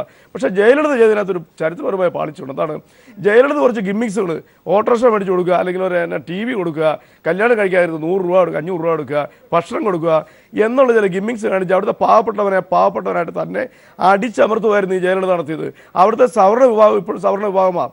ചില ഹോട്ടലുകളിൽ സെപ്പറേറ്റ് ചെയർ വരെയുണ്ട് തമിഴ്നാട്ടിൽ. അപ്പോൾ അവിടുത്തെ ജനങ്ങളെ മുഖ്യധാരയിലേക്ക് കൊണ്ടുവരുന്നതിൽ നിരീശ്വരവാദം മുമ്പിൽ നിർത്തിയിട്ടുള്ള DMK തന്നെയാണ്. അതിലൊരു തർക്കമില്ല. അവരൊരു കൊള്ളയടി പാർട്ടിയാണ്, നമുക്കറിയാം. 2G സ്പെക്ട്രമൊക്കെ അറിയാം. പക്ഷേ എങ്കിലും തമിഴ്നാടിനെ മാതൃകാപരമായ വികസന സ്റ്റേറ്റായിട്ട് വളർത്തുന്നതിൽ DMK ചെയ്ത സേവനങ്ങൾ ഭയങ്കരമാണ്. അതുകൊണ്ട് സ്റ്റാലിൻ അവിടെ വരും. ഈ ശശികലയൊക്കെ ഇപ്പോഴത്തെ MLA-മാരുടെ കാലശേഷത്തിന് ശേഷം അസ്തമിക്കും. ഞാനത് ആദ്യം പറഞ്ഞത് അവരെ അടിച്ചു പുറത്താക്കും തമിഴ്നാട്ടിലെ ആൾക്കാർ. ഇപ്പോൾ തന്നെ തമിഴ്നാടിൻ്റെ വിവിധ മേഖലകളിൽ ശശികലയ്ക്കെതിരെ പ്രകടനം നയിക്കുന്നുണ്ട്. അല്ല, ഇദ്ദേഹം സമ്മതിക്കട്ടെ, ഈ ജയലളിതയ്ക്ക് സബ്സ്റ്റിറ്റ്യൂട്ടായിട്ട് ശശികലയെ ADMKക്ക് സങ്കല്പിക്കാൻ പറ്റുമോ? DMK അവിടെ വരും. വളരെ ശക്തനായിട്ടുള്ളൊരു മുഖ്യമന്ത്രിയായി സ്റ്റാലിൻ സമീപകാലത്ത് തന്നെ ഈ ഇപ്പോഴത്തെ ഭൂരിപക്ഷം പോയി കഴിഞ്ഞാൽ അല്ലെങ്കിൽ അടുത്ത തെരഞ്ഞെടുപ്പിൽ അവിടെ ഉയർന്നു വരുന്നുള്ള കാര്യത്തിൽ യാതൊരു തർക്കവുമില്ല. ഞാനൊരു ചരിത്ര വിദ്യാർത്ഥിയും ഒരു പൊളിറ്റിക്കൽ സയൻസ് അത്യാവശ്യം പഠിച്ച ആളെന്ന് ഞാൻ അങ്ങനെ അഫോമേറ്റീവായിട്ട് കാര്യം പറയുന്നില്ല. ഒന്നാമത്തെ കാര്യം. രണ്ടാമത്തെ കാര്യം എന്ന് വെച്ചാൽ ഈ ജയലളിതയുടെ അസുഖത്തെ പറ്റി ലണ്ടനിൽ ഡോക്ടർ ചികിത്സിക്കാൻ വന്നിരുന്നല്ലോ. അദ്ദേഹം ഫ്രണ്ട്ലൈനോട് പറഞ്ഞ കാര്യമുണ്ട്. ലാസ്റ്റ് ഇഷ്യൂല് ഫ്രണ്ട്ലൈനിൽ പറഞ്ഞ കാര്യമുണ്ട്. ഇവർക്ക് റെഗുലറായി ചെക്കപ്പ് ഒക്കെ ഉള്ളതാണ്. റെഗുലറായി ചെക്കപ്പ് ഉള്ള ഇവർ ബ്രോങ്കൈറ്റിസും അതുപോലെ ഈ 2 രോഗങ്ങളാണ് പ്രധാനമായിട്ട് അവർക്ക് ഉണ്ടായിരുന്നത്.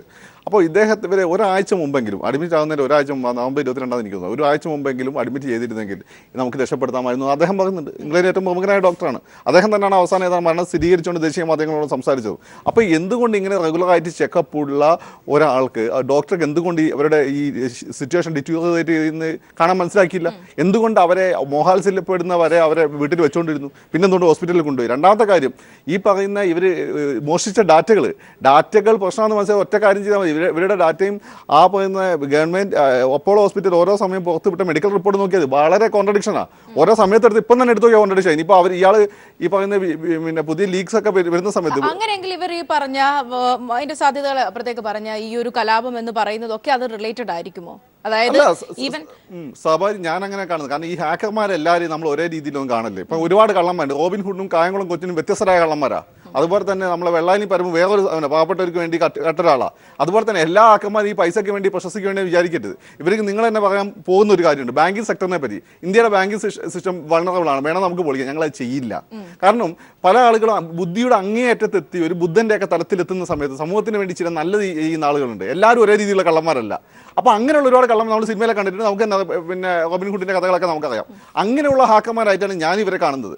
അല്ലാതെ ചില ആൾ കണ്ട് എത്തിക്കൽ ഹാക്കേഴ്സ് വേറെ വിഭാഗം ഉണ്ടല്ലോ, കമ്പനികൾക്കൊക്കെ വേണ്ടിയിട്ട് ഈ സ്ട്രെങ്ത് ഒരു സോഫ്റ്റ്വെയറിന്റെ സ്ട്രെങ്ത് പരിശോധിക്കുന്ന ആളുകൾ. അപ്പോൾ ആ രീതിയിലൊക്കെ കാണാവുന്ന ഹാക്കർമാരായിട്ടാണ് എനിക്ക് തോന്നിയിട്ടുള്ളത്. വിക്കിലീക്സിനെ സംബന്ധിച്ച് സാമ്രാജ്യത്തിനെതിരെയുള്ള പോരാട്ടമായിരുന്നു. അതിന്റെ ഭാഗമാണ് അത്. സ്നോഡനും അത് തന്നെ മനസാക്ഷി കുത്തുകൊണ്ടാണ്, അല്ലാതെ കാശിന് വേണ്ടിയിട്ടല്ല. എല്ലാവരും നമ്മൾ ഒരേ സ്കെയിലിൽ വെച്ച് അളക്കാൻ പാടില്ല. രണ്ട്, ഇതിൽ ദേശീയ രാഷ്ട്രീയം ഏതെങ്കിലും രീതിയിൽ ഇൻവോൾവ് ചെയ്തിട്ടുണ്ട്. ദേശീയ പാർട്ടികൾ അതുപോലെ തന്നെ ഉത്തരേന്ത്യ മാർവാടി കമ്പനികൾ ഏതെങ്കിലും രീതിയിൽ എപ്പോഴെങ്കിലും ഇൻവോൾവ് ചെയ്തിട്ടുണ്ട് എന്ന് വന്നിട്ടുണ്ടെങ്കിൽ തമിഴൻ്റെ വികാരം നമുക്കറിയാം. അവിടെ വൈക്കോ എന്നൊക്കെ പറഞ്ഞ ഓരോ സാധനങ്ങളുണ്ട്, ഭയങ്കര സാധനങ്ങളാണ് തമിഴൻ്റെ വികാരം. അവർ ജയലളിത ചെയ്ത പാർട്ടിയൊന്നും അവർ നോക്കില്ല, അവർ സാധനം കത്തിക്കും. ഇതാണ് ഇവർ ഈ പറയുന്ന സംഭവം. പിന്നെ കുറച്ച് ദുരൂഹത പറഞ്ഞതും വൈക്കോ പോലുള്ള ആളുകളാണ്. അപ്പം അല്ല, ഇഷ്ടം പോലെ നമ്മുടെ ദേവദാസ് സംശയിക്കുക ഇഷ്ടം പോലെ സാധനങ്ങളുടെ അഡ്മിറ്റ് ചെയ്ത സമയവും അതിനുശേഷം മെഡിക്കൽ റിപ്പോർട്ടുകൾ എല്ലാം എടുത്ത് നോക്കിക്കഴിഞ്ഞാൽ. അപ്പം രണ്ടാമത്തെ കാര്യം, ഈ പറയുന്ന സ്റ്റാലിനെ സംബന്ധിച്ച് സ്റ്റാലിൻ്റെ ഒരു ഈ അർബൻ ഈ ചെന്നൈയിന് പരിസര പ്രദേശങ്ങളിൽ ഒതുങ്ങിയിരിക്കുന്ന പ്രതിഭാസമാണ്. അളഗിരിക്കാണ് ഈ മധുര തുടങ്ങിയ മേഖലകളിലെല്ലാം അളഗിരിക്കാണ് സപ്പോർട്ട്, ഒരു എലീറ്റിൻ്റെ ഇടയിൽ സപ്പോർട്ട് കനിമൊഴിക്കാണ്. ഇതിൽ സ്റ്റാലിൻ ആണെങ്കിൽ വേറൊരു നെഗറ്റീവ് സംഭവമുണ്ട്, അളഗിരിക്കും മറ്റേതും പിന്നെ എടുത്തുചാട്ടക്കാണാൻ പ്രശ്നമുണ്ട്, കനിമൊഴിക്ക് ഭയങ്കര പൈസ ഉണ്ടാകത്തി എന്നുള്ള ഒരു പ്രശ്നമുണ്ട്. ഈ പ്രശ്നങ്ങളൊക്കെ ഉണ്ട്. ഇപ്പൊ ജയലളിത ഇത്രമാത്രം ഇമ്പോർട്ടന്റ് ആവുന്നത് ഇപ്പൊ കേരളത്തിൽ എന്താ കമ്മ്യൂണിസ്റ്റ് പാർട്ടി മോശമായ കോൺഗ്രസ് എന്ത് വൃത്തിയേട് കാണിച്ചാലും അതൊക്കെ ന്യായീകരിക്കപ്പെടും. കാരണം കമ്മ്യൂണിസ്റ്റ് പാർട്ടിയെ കാണുന്ന എല്ലാത്തിൻ്റെ ഒരു എപ്പിറ്റോമായിട്ടാണ്, എല്ലാ നല്ല ഗുണങ്ങളുടെയും. ആ രീതിയിലാണ് എന്ത് ചെയ്യുന്നത് നമ്മൾ തമിഴ്നാട്ടിൽ DMK കണ്ടത്. പക്ഷെ ഇന്ത്യ കണ്ട ഏറ്റവും വലിയ അഴിമതിയുടെ പിന്നെ അവരാന്ന് പറയുമ്പോൾ ജയലളിത ഇപ്പോഴത്തെ മഹത്തായ ലേഡിയായി മാറി. പിന്നെ അവിടെ വികസന പ്രവർത്തനം രണ്ടുപേരും കേരളം പോലെ ഒന്നല്ല, രണ്ടുപേരും പരസ്പരം സഹായിച്ചുകൊണ്ട് തന്നെയാണ് മുന്നോട്ട്. ഇപ്പം ഹിറ്റാച്ചി അല്ല, നമ്മളെ സാൻഡ്രോ കാറാക്കുന്ന കമ്പനി ഉണ്ടല്ലോ, ഉണ്ടായി വന്ന സമയത്ത് അടുത്ത ഗവൺമെന്റ് എല്ലാ സഹായം കൊടുത്തു. അതാണ് തമിഴകത്തിന്റെ വികസന മാതൃകയുടെ പ്രത്യേകത, പരസ്പരം സപ്പോർട്ട് ചെയ്തുകൊണ്ടാണ്. പിന്നെ ഈ പറയുന്ന രീതിയിൽ ഹോട്ടലുകളിലൊക്കെ 2 കസാര ഉണ്ടെങ്കിൽ DMK വന്നപ്പോൾ DMK എടുത്ത് മാറ്റിക്കൂടായിരുന്നു. അത് എല്ലാ സമൂഹത്തിലും ഉണ്ടാകുന്ന പ്രശ്നങ്ങളാണ്. തമിഴ്നാടിന്റെ വളർച്ചയെ സംബന്ധിച്ചിടത്തോളം ഇവർ പരസ്പര പൂരകങ്ങളായിട്ടാണ് മുന്നോട്ട് പോയിട്ടുള്ളത്. ശ്രീനിവാസൻ വേണുഗോപാൽ, ഒരു പക്ഷേ അമ്മയ്ക്ക് ശേഷം DMK തകർന്നടിയുമെന്ന തരത്തിലൊക്കെ ചർച്ച നടന്ന ഘട്ടത്തിൽ, അല്ലെങ്കിൽ ഈ ഒരു ഘട്ടത്തിലൊക്കെ തന്നെയും DMKയുടെ പ്രസക്തി വർദ്ധിക്കുന്നുണ്ടോ? അങ്ങനെ ഒരു ആശങ്ക ADMKയിൽ നിലനിൽക്കുന്നുണ്ടോ? നേരത്തെ ഇവിടെ ചോദിച്ച പോലെ തന്നെ ശശികലയുടെയൊക്കെ പ്രസക്തി അവിടെ DMKയിൽ തന്നെ പൂർണ്ണമായ ഒരു പിന്തുണ ഇല്ല എന്ന തരത്തിലുള്ള വാർത്തകൾ ഇടയ്ക്ക് വന്നിരുന്നു. ഇത്തരം കാര്യങ്ങളൊക്കെ പരിശോധിച്ചു. ഇല്ല, ഇവിടെ ഇപ്പോൾ നമ്മൾ ഒരു കാര്യം മനസ്സിലാക്കി, ഇദ്ദേഹം സൂചിപ്പിച്ചതുപോലെ ഈ DMK, അതായത് തമിഴ്നാട്ടിലെ വികസനവുമായി ബന്ധപ്പെട്ട് DMKയുടെ സർക്കാർ വരുമ്പോൾ മാത്രമാണ് വികസനം. അത് ശരിയല്ല. ഫക്രുദ്ദീൻ പറഞ്ഞതാണ് കറക്റ്റ്. കഴിഞ്ഞ കുറേ കൊല്ലമായി ഈ അടിസ്ഥാന വികസന ഇൻഫ്രാസ്ട്രക്ചറിൻ്റെ കാര്യത്തിലായാലും വ്യവസായത്തിൻ്റെ കാര്യത്തിലായാലും DMKയും ADMKയും ഒരേപോലെ തന്നെയാണ് അതിന് നിന്നിട്ടുള്ളത്. നമുക്കറിയാം, ഇപ്പോൾ പാർലമെൻറ്റിൽ തന്നെ കേന്ദ്ര ഗവൺമെൻറ്റിൽ നിന്നുള്ള പദ്ധതികൾ പിടിച്ചെടുക്കുന്നതിൽ അവിടെ പോകുന്ന DMKയുടെയും ADMKയുടെയും MPമാർ ഒറ്റക്കെട്ടായിട്ടാണ് നിന്ന് ആ കാര്യങ്ങൾ സാധിച്ച് തമിഴ്നാടിൻ്റെ വികസനത്തിൽ നിൽക്കുന്നത്. അതേസമയം നമ്മുടെ കേരളത്തിൽ നിന്ന് പോകുന്ന MPമാരെല്ലാം രണ്ട് കോണിലാണ് നിൽക്കുന്നത്. നമുക്ക് കിട്ടാവുന്ന കേന്ദ്രത്തിൽ നിന്ന് കിട്ടാവുന്ന ഒരു കാര്യങ്ങൾ പിടിച്ചു വാങ്ങിക്കുന്ന കാര്യത്തിൽ നമ്മുടെ കേരളത്തിൽ നിന്ന് പോകുന്ന MPമാരെല്ലാം രണ്ട് വശങ്ങളിലാണ് നിൽക്കുന്നത്. ആ കാര്യത്തിൽ DMKയുടെ MPമാരായാലും ADMKയുടെ MPമാരായാലും തമിഴ്നാടിൻ്റെ വികസന കാര്യത്തിൽ അവർ ഒന്നിച്ച് തന്നെ കേന്ദ്രത്തിൽ നിന്ന് ഫൈറ്റ് വാങ്ങുന്നുണ്ട്. പിന്നെ ഈ പറഞ്ഞ DMKയെ സംബന്ധിച്ച് ഫക്രുദ്ദീൻ പറഞ്ഞ ഒരു കാര്യം സത്യമാണ്. കാരണം അഴഗിരി മധുരയെ മാറി നിൽക്കുന്നുണ്ട്, ഇപ്പം അവരുടെ കനിമൊഴി ഒരു സ്ഥലത്ത് നിൽക്കുന്നുണ്ട്, ചെന്നൈയിൽ മാത്രം ഒതുങ്ങി നിൽക്കുന്ന സ്റ്റാലിൻ. അപ്പോൾ കരുണാനിധിയുടെ കാലം കഴിഞ്ഞാൽ DMKയ്ക്കകത്തും ഒരു പൊട്ടിത്തെറി ഉണ്ടാവാൻ സാധ്യത. കാരണം അവിടെ അതിനകത്തൊരു പ്രത്യേകത എന്നോ ഞാൻ പറഞ്ഞത്, ഞാൻ കഴിഞ്ഞ 1972 മുതൽ ADMKയുമായി ബന്ധപ്പെട്ട് നിൽക്കുന്ന ഒരാളെന്ന് ഞാൻ പറയാം. DMKയെ സംബന്ധിച്ച് അതൊരു കേഡർ പാർട്ടിയായിട്ട് നിൽക്കുന്നു. അതിൽ യുവജനങ്ങൾക്കൊന്നും യാതൊരു പ്രാതിനിധ്യവും അവരെ ഉയർത്തിക്കൊണ്ടുവരുന്നതിൽ DMK യാതൊരു താല്പര്യവും കാണിച്ചിട്ടില്ല. അതേസമയം മറിച്ച് ADMKയിലാണെങ്കിൽ ഏത് യുവജനങ്ങൾ ചെറുപ്പക്കാർക്ക് വലിയ ആവേശമാണ് പാർട്ടിയിൽ മെമ്പർഷിപ്പ് എടുക്കുന്നത്. കാരണം എപ്പോഴായാലും MLA ആവാം, മന്ത്രിയാവാം, MP ആവാം. അതൊരു ഓപ്പർച്യൂണിറ്റി. ഇപ്പോഴുണ്ടായിട്ടുള്ള കാര്യങ്ങൾ ഈ കാര്യങ്ങളെയൊക്കെ മറികടക്കുന്നുണ്ടോ? പ്രത്യേകിച്ച് പനീർശെൽവമാണ് അടുത്ത മുഖ്യമന്ത്രിയായി നിൽക്കുന്ന, അല്ലെങ്കിൽ പനീർശെൽവം ഉടൻ തന്നെ മരണശേഷം പെട്ടെന്ന് തന്നെ സത്യപ്രതിജ്ഞ ചെയ്യുന്നു, കാര്യങ്ങൾ ഏറ്റെടുക്കുന്നു, പിന്നീട് ശശികല എന്നൊരു ശക്തി ഉയർന്നു വരുന്നു. ഇത്തരത്തിലുള്ള കാര്യങ്ങൾ ADMKയിൽ ഈ വിധത്തിലുള്ള ഒരു പ്രശ്നങ്ങൾ ഉണ്ടാക്കുന്നുണ്ട്. ഈ അമ്മയുടെ മരണശേഷം തന്നെ ഉടൻ തന്നെയാണ് MPമാരും MLAമാരും എക്സിക്യൂട്ടീവ് മെമ്പേഴ്സ്, പാർട്ടിയുടെ എക്സിക്യൂട്ടീവ് മെമ്പേഴ്സ് എല്ലാവരും കൂടി ആലോചിച്ച ശേഷമാണ് പന്നീർശെൽവത്തിനെ മുഖ്യമന്ത്രി ആക്കിയതും. പക്ഷെ അമ്മ ചിത്രത്തിലേക്ക് ഉദ്ദേശിക്കാത്ത, അല്ലെങ്കിൽ കൂട്ടാൻ ആഗ്രഹിക്കാത്ത ശശികല എങ്ങനെ ഈ ഒരു... ഇല്ല, അത് പറയുന്നത് ശരിയല്ലല്ലോ. അമ്മയുടെ കൂടെ ആണല്ലോ ശശികല ഉണ്ടായിരുന്നത്, നാളെ ഇതുവരെ ഉണ്ടായിരുന്നത്. അതിൽ അദ്ദേഹം പറഞ്ഞ് 2 പ്രാവശ്യം മാത്രം മാറ്റി നിർത്തിയെങ്കിൽ വീണ്ടും തിരിച്ചു വന്നു. അപ്പോൾ ഈ നമ്മുടെ അവിടുത്തെ പാർട്ടിയുടെ ആൾക്കാരെ സംബന്ധിച്ചിടത്തോളം അതൊരു വിഷയമേ അല്ല. DMK നല്ല രീതിയിൽ മുമ്പോട്ട് കൊണ്ടുപോകുക എന്നുള്ളത് തന്നെയാണ് പാർട്ടിയുടെ ലക്ഷ്യം. ഈ ഡിസംബർ 30 അല്ലെങ്കിൽ 31 ഞങ്ങളുടെ ജനറൽ കൗൺസിൽ കൂടുന്നുണ്ട്. അതിന് തൊട്ട് മുമ്പ് എക്സിക്യൂട്ടീവ് കൂടും. അതിലെല്ലാം പാർട്ടി തീരുമാനമെടുക്കും. പാർട്ടി എടുക്കുന്ന തീരുമാനത്തോടൊപ്പം പാർട്ടിയുടെ എല്ലാ അംഗങ്ങളും ഉറച്ചു നിൽക്കും. ഈ ഞാൻ സ്റ്റാലിനെ കുറിച്ച് പറയാൻ കാരണം, ഈ കഴിഞ്ഞ തൊട്ട് കഴിഞ്ഞ തമിഴ്നാട് നിയമസഭാ ഇലക്ഷനിൽ DMK നടത്തിയ പ്രകടനം ഇവർ രണ്ടുപേരും മറന്നു പോവുക. DMKയുടെ ഒരു പ്രകടനം ട്രിച്ചിയിലും കോയമ്പത്തൂരും നടന്നു. അത് ആരുടെ നേതൃത്വമല്ല, സ്റ്റാലിൻ്റെ നേതൃത്വം, സേലത്ത് നടന്നു. ഈ അവിടെ തടിച്ചുകൂടി ജനം. പിന്നെ അളഗരിയെ കുറിച്ച് പ്രകൃതി പറഞ്ഞു. അളഗരിയുടെ പിന്നെ മധുരയിലാണ് DMK-യുടെ ഏറ്റവും കൂടുതൽ മുന്നേറ്റം നടത്തിയത് സ്റ്റാലിൻ്റെ നേതൃത്വത്തിൽ. അപ്പോൾ ആ കാര്യങ്ങൾ നോക്കുമ്പോൾ അളഗരിയൊന്നും തമിഴ്നാട് രാഷ്ട്രീയത്തിൽ ഒന്നും ചെയ്യാൻ പോകുന്നില്ല. ഇത്ര യാഥാർത്ഥ്യങ്ങൾ കഴിഞ്ഞ നിയമസഭാ ഇലക്ഷനിൽ അവർ നടത്തിയ പ്രകടനങ്ങൾ ഇതൊക്കെ നോക്കുമ്പോൾ ഇന്ന് തമിഴ്നാട്ടിൽ പിന്നെ മുന്നോട്ട് വരാൻ പറ്റുന്നൊരു പാർട്ടിയും അതിലുപരിയായിട്ടൊരു വ്യക്തി അത് സ്റ്റാലിനാണ്. അതിൽ യാതൊരു തർക്കവുമില്ല. പിന്നെ AIDMK-യുടെ പ്രതിനിധിയുള്ള നിലയ്ക്ക് അദ്ദേഹത്തിന് അങ്ങനെ പറഞ്ഞേ പറ്റുള്ളൂ. ഈ ജയലളിതയൊക്കെ ജാനകി മുഖ്യമന്ത്രിയായ പോലെയാണ്, ഒരു സംശയമില്ല. വാ തുറക്കാൻ ഒരു പിന്നെ ഇതില്ലാത്ത ജാനകിയെ പിടിച്ച് ജയലളിത അന്ന് വരാതിരിക്കാൻ വേണ്ടി മുഖ്യമന്ത്രിയാക്കി. ഈ ശശികല അത് തന്നെ വരും. തമിഴ്നാട്ടിലെ ജനങ്ങൾ അവരെ അംഗീകരിക്കുന്നില്ല. അതാണ് നമ്മൾ മനസ്സിലാക്കേണ്ടത്. അല്ല, ഇതിന് ഞാൻ മറുപടി പറയാം. ഈ കഴിഞ്ഞ ഇലക്ഷനിൽ പിന്നെ ഈ DMK കാരണം MGR-ന് ശേഷം ആദ്യമായിട്ടാണ് കണ്ടിന്യൂസ് ആയിട്ട് പിന്നെ ഒരു ഗവൺമെൻറ് അവിടെ വരുന്നത്. അത് ജയലളിത ഗവൺമെൻറ്റാണ്. അത് വരാൻ ഒരു കാരണം പറഞ്ഞത് ജയലളിതയുടെ പോസിറ്റീവായിട്ട് അവരുണ്ടാക്കിയ ഇമ്പാക്റ്റ് ഉണ്ട്. അതിലുപരിയായി ഈ പറഞ്ഞ DMK രാഷ്ട്രീയത്തോട് അനിശ്ചിതാവസ്ഥയുണ്ട്. സ്റ്റാലിൻ വരുമോ അയകി വരുമോ ഇവർ തമ്മിലുള്ള പോരാട്ടമുണ്ട്.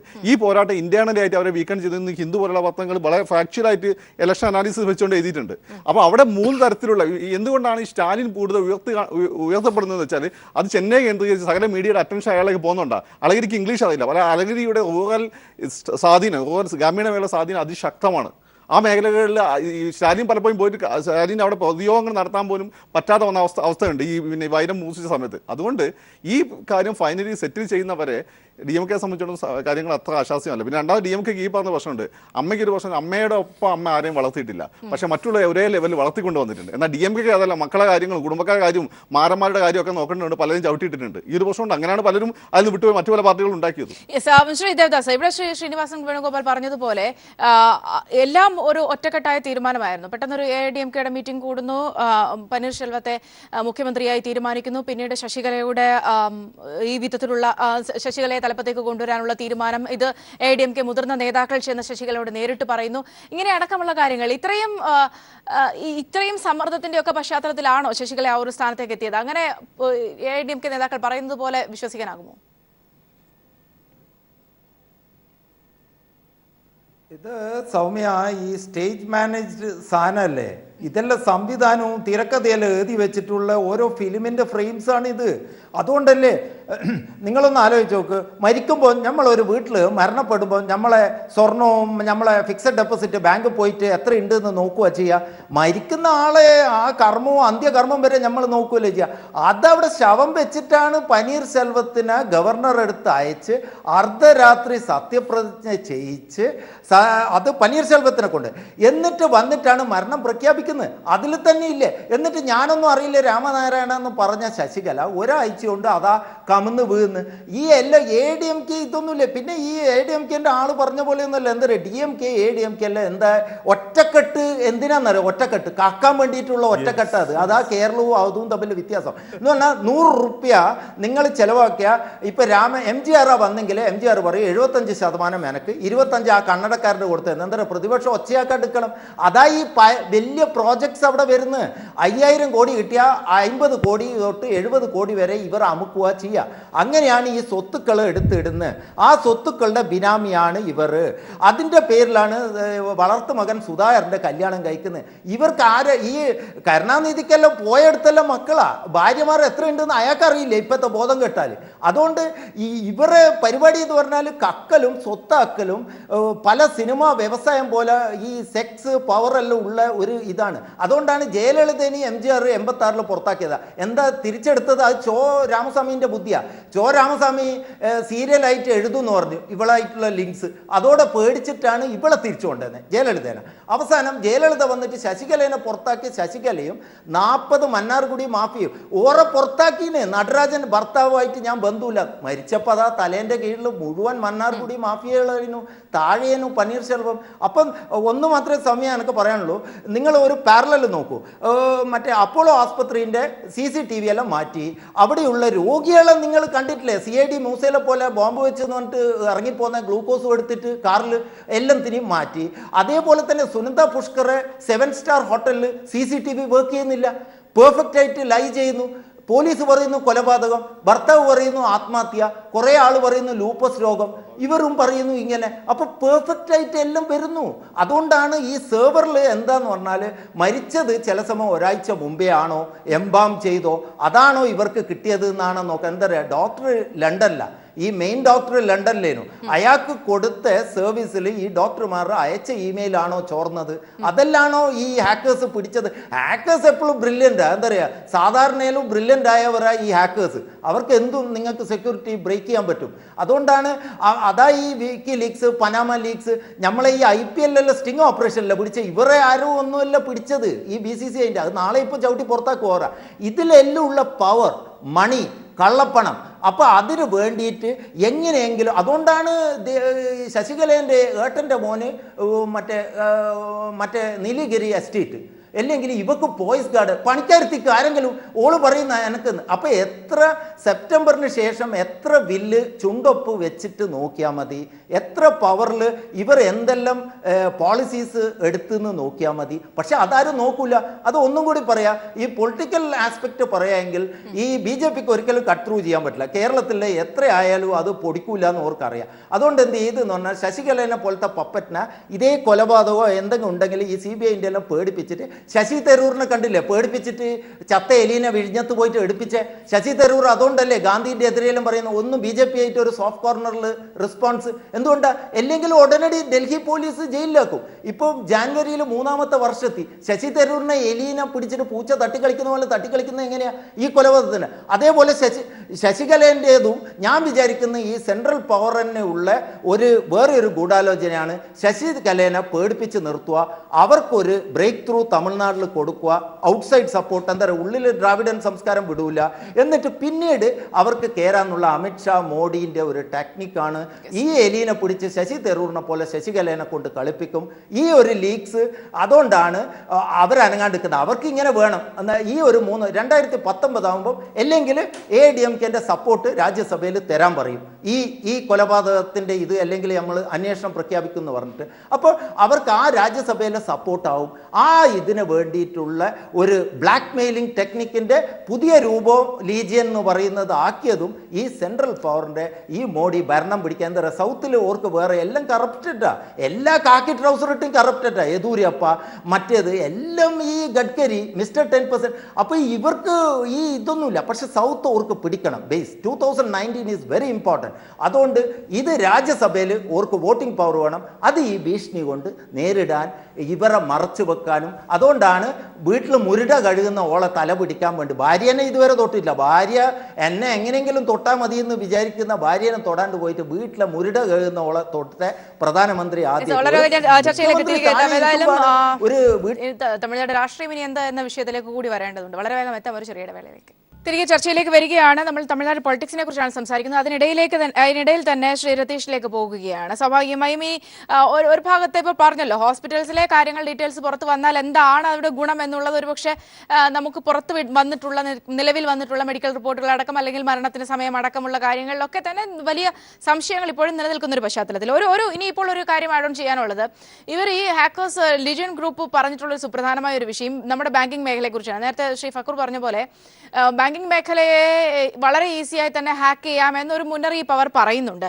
ഒപ്പം തന്നെ പല വ്യക്തികളുടെയും സ്ഥാപനങ്ങളുടെയും സർക്കാരിൻ്റെയും തന്നെ ഏതാണ്ട് ടെറാബൈറ്റുകൾ വരുന്ന വിവരം ഇതിനകം ശേഖരിച്ചു കഴിഞ്ഞു. അത് ചില വ്യക്തികൾ വാർത്താ പ്രാതിനിധ്യത്തിൽ എത്തുന്നതോടുകൂടി പുറത്തുവിടാനാണ് ഉദ്ദേശിക്കുന്നത് എന്നൊക്കെ ഇവരൊരു ചില ഇന്റർവ്യൂവിൽ പറഞ്ഞു കേട്ടു. ആ വിധത്തിലൊക്കെയുള്ള ഇവരുടെ വാക്കുകൾ വരുമ്പോൾ നമ്മൾ പ്രത്യേകിച്ച് നേരത്തെ സൂചിപ്പിച്ചതുപോലെ തന്നെ നമുക്ക് ഈ വിക്കിലീക്സും ഒക്കെ കേട്ടാണ് പരിചയം, നമുക്കത് നേരിട്ട് അനുഭവിച്ചൊരു പരിചയമില്ലാത്തത് കൊണ്ടുകൂടിയാണ്. ഇങ്ങനെയൊക്കെയുള്ള ചില മുന്നറിയിപ്പുകൾ കൂടി അവർ നൽകുമ്പോൾ അതിൻ്റെ ഉള്ളൊരു സാധ്യത എന്താണ്, അതിൻ്റെ ഒരു പശ്ചാത്തലം എന്താണ്, പ്രത്യേകിച്ച് നമ്മളുടെ ബാങ്കിങ് മേഖലയെക്കുറിച്ചൊക്കെ ഓർക്കുമ്പോൾ ഈ ഒരു ഹാക്കേഴ്സിനൊക്കെ എത്രത്തോളം അവർക്കൊരു ഭീതിതമായ ഒരു അവസ്ഥ സൃഷ്ടിക്കാനാകും ശ്രീ രതീഷ്? തീർച്ചയായും അവർക്ക് കഴിയും. കാരണം നമുക്കൊരു 3-4 മാസം മുമ്പാണ് നമ്മൾ അറിഞ്ഞത്, നമ്മളെ എല്ലാവരും ഞെട്ടിക്കുന്ന CBIയുടെ വെബ്സൈറ്റ് പോലും ഹാക്കേഴ്സ് നുഴഞ്ഞു കയറിയിരുന്നു. അതൊരു ഗവൺമെന്റ് സെർവറാണ്. ഗവൺമെന്റ് സെർവറിൽ ഒരു വെബ്സൈറ്റിൽ കയറിയാൽ പോലും അതിനോട് ലിങ്ക് ചെയ്തിരിക്കുന്ന ഒട്ടനവധി വെബ്സൈറ്റുകളുണ്ട്. നമ്മുടെ സർക്കാരിന്റെ പല സർവീസുകൾ നൽകുന്നതും അല്ലെങ്കിൽ ഗവൺമെന്റിന്റെ പലവിധ ഡാറ്റകൾ സൂക്ഷിക്കുന്നതുമായ ഒട്ടേറെ ഇത് കൺട്രോൾ ചെയ്യുന്നത് ഒരൊറ്റ സെർവറിൽ കൂടിയായിരിക്കും. അപ്പോൾ ആ ഒരു സെർവറിൽ നുഴഞ്ഞു കയറാൻ അവർക്ക് സാധിച്ചിട്ടുണ്ട്. അതിൽ കൂടി ചിലപ്പോൾ അന്ന് വേറൊരു പേരിലായിരിക്കാം ചിലപ്പോൾ ഹാക്കേഴ്സ് കയറിയെങ്കിൽ തന്നെ ഈ എപ്പോഴും ഹാക്കേഴ്സ് എന്ന് പറഞ്ഞാൽ നേരത്തെ പറഞ്ഞ പോലെ പല രാജ്യത്തു നിന്നുള്ള യൂസേഴ്സാണ്. ഒരു നെറ്റ്വർക്കിലുള്ള ഒരു ഹാക്കേഴ്സ് നെറ്റ്വർക്കിലുള്ള ആളുകൾ തന്നെ മറ്റൊരു നെറ്റ്വർക്കിലുണ്ടാവും. ഇവർ പരസ്പരം ഡാറ്റകൾ ഷെയർ ചെയ്യുകയും ചെയ്യും. അപ്പോൾ അങ്ങനെ ഡാറ്റകൾ ഷെയർ ചെയ്യപ്പെടും. അത് മാത്രമല്ല, നമ്മൾ ഒരു വെബ്സൈറ്റ് എന്ന് പറയുമ്പോൾ നമ്മൾ കാണുന്നത് ഫിസിക്കലായിട്ടുള്ള ഒരു രൂപമാണ്. ഇത് കൂടാണ്ട് ഇതിൻ്റെ ആപ്ലിക്കേഷൻ ബാക്ക്ഗ്രൗണ്ട് ഉണ്ട്. അപ്പോൾ ആപ്ലിക്കേഷൻ ബാക്ക്ഗ്രൗണ്ടിൽ എപ്പോഴും ഒരു വെബ്സൈറ്റ് എപ്പോഴും ഹാക്ക് ചെയ്യപ്പെടുന്നത് അതിലുള്ള കോഡിങ്ങിലുള്ള ഒരു ന്യൂനത കൊണ്ട് മാത്രമാണ്. അപ്പോൾ നമ്മുടെ CBIയുടെ വെബ്സൈറ്റ് ഹാക്ക് ചെയ്യപ്പെട്ടു എന്ന് പറയുമ്പോൾ അതിനുള്ളിൽ ഉള്ള ഒരു ആപ്ലിക്കേഷൻ്റെ ബാക്ക്ഗ്രൗണ്ടിൽ കൂടി ആ ഒരു ഇതിലേക്ക് ഡാറ്റകൾ അപ്ലോഡ് ചെയ്യുകയോ മറ്റോ ചെയ്യുന്ന ഒരു വ്യക്തിയുടെ കമ്പ്യൂട്ടറിലേക്ക് വരെ ആ ഹാക്കർക്ക് എത്തപ്പെടാൻ പറ്റും. തുടർന്ന് ബാക്കി അയാൾ മാനേജ് ചെയ്യുന്നത് ഈ സെർവറല്ല, വേറൊരു സെർവറിൽ തന്നെ, അതായത് ഒരു വ്യക്തി തന്നെ 2 സെർവറിൽ ഡാറ്റകൾ അപ്ലോഡ് ചെയ്യുന്നുണ്ടെങ്കിൽ പോലും അവിടെ എല്ലാം അയാൾക്ക് അത് സ്റ്റോർ ചെയ്യാൻ പറ്റും. അത് ആ വ്യത്യസ്തമായിട്ടുള്ളതിൽ. അപ്പോൾ പ്രത്യേകിച്ചും കേന്ദ്ര ഗവൺമെൻറ് അല്ലെങ്കിൽ ഗവൺമെൻറ് സർവീസിലുള്ള ഒരു ഫേമായിരിക്കും മിക്കവാറും ഇത്തരം ബാങ്കിങ്ങിൻ്റെ ആയാലും അല്ലെങ്കിൽ ഗവൺമെൻറ് ഫേമുകളുടെ എല്ലാത്തിൻ്റെയും ഇത് കൺട്രോൾ ചെയ്യുന്നത്. അപ്പോൾ തീർച്ചയായും അവർക്ക് ബാങ്കിങ്ങിൻ്റെ രംഗത്ത് ആ ഒരു ഭാഗത്തെ ഡാറ്റകളും അവർക്ക് ചോർത്താൻ സാധിക്കും. അത് പെട്ടെന്ന് സെക്യൂർ ആക്കുക എന്നുള്ളത് നമുക്ക് പറ്റുന്ന കാര്യമാണ്. ഹാക്ക് ചെയ്യുന്ന ആൾക്കാരാണ്. ഹാക്കിംഗ് എന്ന് പറഞ്ഞാൽ നമ്മുടെ ഇവിടെ എൻ്റെ ഒരു അനുഭവത്തിൽ പറയാം, നമ്മൾ വളരെ 8ഉം 9ഉം വയസ്സുള്ള കുട്ടികൾ വരെ ശരിക്കും പറഞ്ഞാൽ പാകിസ്ഥാൻ്റെ വെബ്സൈറ്റുകൾ ഹാക്ക് ചെയ്യുന്നവരുണ്ട്. ഇത് എനിക്കറിയാവുന്ന, അത് പരസ്പരമുള്ള ഫ്രണ്ട്ഷിപ്പിൻ്റെ പേരിൽ എനിക്കറിയാവുന്നതാണ്. എൻ്റെ കൂട്ടുകാർ പോലും പാകിസ്ഥാൻ്റെ വെബ്സൈറ്റൊക്കെ ഹാക്ക് ചെയ്യുന്നവരുണ്ട്. അപ്പോൾ ഇങ്ങനത്തെ കുട്ടികളെ, അത് നമ്മുടെ ഇവിടെ നല്ല ജീനിയസ് ആയിട്ടുള്ള ആളുകളുണ്ട്, ഇവരെ ഉപയോഗിക്കാൻ നമ്മുടെ ഗവൺമെൻറ് തുനിഞ്ഞു കഴിഞ്ഞാൽ ഇതൊക്കെ സെക്യൂർ ആക്കാൻ പറ്റും. ഇപ്പം നമുക്കറിയാം, ഗൂഗിളോ അല്ലെങ്കിൽ ഫേസ്ബുക്കൊക്കെ ഇടയ്ക്കിടയ്ക്ക് ഓരോ കോമ്പറ്റീഷൻ സംഘടിപ്പിക്കും. അവരുടെ ഇടയിലുള്ള ഒരു ബഗ്സ് കണ്ടുപിടിക്കുക, ആ ഒരു ന്യൂനത കണ്ടുപിടിക്കുന്നവർക്ക് അവർ $1 കണക്കിന് രൂപ കൊടുക്കുകയാണ്. അപ്പോൾ ഇതുപോലെ നമുക്ക് ക്യാഷ് ഒന്നും കൊടുത്തില്ലെങ്കിലും ഒരു ജസ്റ്റ് ഒരു പ്രൊമോഷൻ പോലെ അവർക്കൊരു പ്രൈസോ എന്തെങ്കിലും ഏർപ്പെടുത്തി ഗവൺമെൻറ് ഒന്ന് ഇത് ചെയ്താൽ നമ്മുടെ ഓരോ വെബ്സൈറ്റിലെയും പഴുതുകൾ നമ്മുടെ ഇവിടുത്തെ കുട്ടികൾ ഉൾപ്പെടെ അല്ലെങ്കിൽ നല്ല ജീനിയസ് ആയിട്ടുള്ള നമ്മുടെ ഇവിടുത്തെ നാട്ടുകാർ തന്നെ കണ്ടുപിടിച്ചു കൊടുക്കും.